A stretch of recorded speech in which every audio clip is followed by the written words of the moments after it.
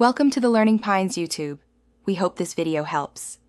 You begin by making sure basic conditions are met. You are plugged in or have at least 20% battery, and your power plan is not forcing low brightness. Once done, open display settings or the quick brightness control in the system tray so you can change values live. Next, note the current percentage and any flicker or backlight issues, plus the screen model from Device Manager.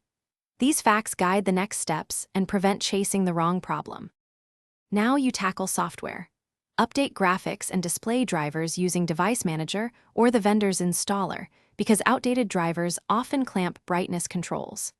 Once updated, disable adaptive brightness and auto-dimming in both power options and your display settings so the system stops overriding your input.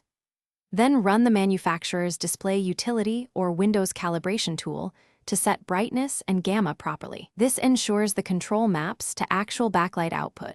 Make sure to reboot if finish by using the monitor's on-screen buttons to set a baseline brightness and save those OSD settings. Hardware-level adjustments override software limits. Then test with an external monitor or boot into safe mode to determine whether the issue is software or the panel itself. If brightness still cannot be raised and the external monitor works, reseat or replace the internal display cable and consider professional screen replacement. If things go wrong, check cables first. Most stubborn brightness faults trace to loose connections. Thanks for watching.